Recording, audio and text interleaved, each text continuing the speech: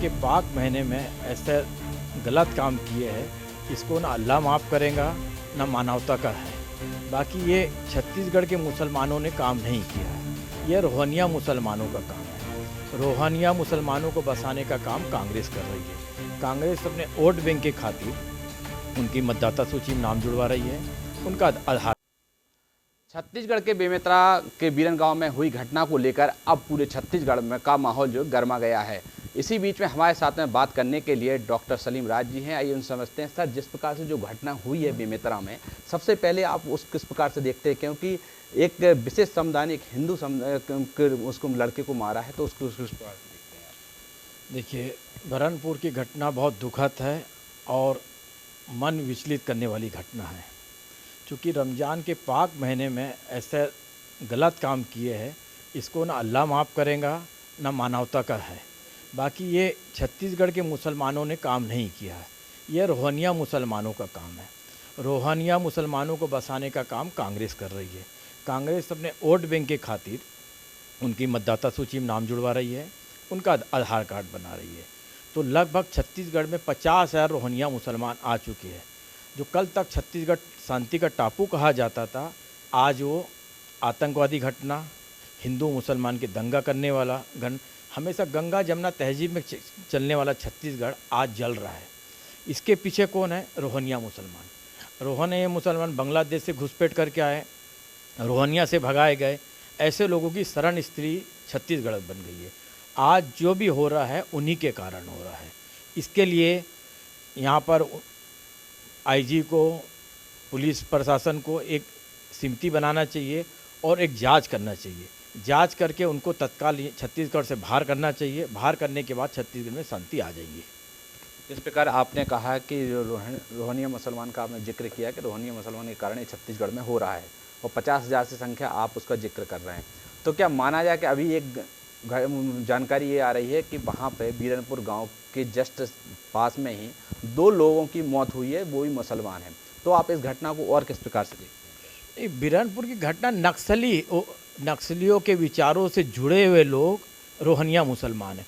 उनका मकसद सिर्फ आतंक पैदा करना, खून खराबा करना और गंगा जमुना तहजीब को ख़त्म करने का काम कर रहे हैं। कांग्रेस हमेशा आई है, देश के इतिहास में देख लीजिए, जब जब दंगे हुए कांग्रेस शासनकाल में हुए। हमारी 15 साल की सरकार में एक भी दंगा बता दीजिए। धारा 144 नहीं लगती थी, आज यहाँ पर दंगा हो रहा है। और पाक महीने में ऐसे हिंदू भाई मारे जा रहे हैं। जो भुवनेश्वर साहू नौजवान था, इसके पीछे है क्या है? सिर्फ अपने तुष्टीकरण की राजनीति के लिए। और कांग्रेस बताना चाह रही है कि हम मुसलमानों के सच्चे हितैषी है। ना, वो सच्चे हितैषी नहीं है, वो सिर्फ फूट डालो राज करो पर राज करने चाह रही है। वही पद्धति अपनाकर हिंदू मुसलमानों को लड़ाने का काम कांग्रेस कर रही है। इसलिए जिस दिन कांग्रेस ख़त्म हो जाएंगी, देश में हिंदू मुसलमान दंगा ख़त्म हो जाएगा। इस प्रकार आपने कहा कि जिस देश में अगर कांग्रेस ख़त्म हो जाएगी, उस दिन हिंदू दंगा ख़त्म हो जाएगा। लेकिन अभी छत्तीसगढ़ की बात करें तो छत्तीसगढ़ में कांग्रेस की सरकार है और कांग्रेस ये आरोप लगा रही है बीजेपी पर कि बीजेपी को ये सांप्रदायिकता फैलाती है, इस कारण से ये दंगे बीजेपी करवा रही है। देखिए, कांग्रेस के पास कोई मुद्दा नहीं है, मुद्दा विहीन है। धर्मांतरण का मुद्दा आप देख लीजिए, किनके शासनकाल में हो रहा है। दंगे किसके शासनकाल में हो रहा है? वो तो अपने रोज़ा इफ्तार की पार्टी में मशगूल है। भुवनेश्वर की हत्या हो रही है, वो परिवार की चिंता कभी करें? उनके घर गए, उनके सुख दुख में सहभागी बने। सिर्फ वोट बैंक चाहिए और उनको कुछ नहीं चाहिए।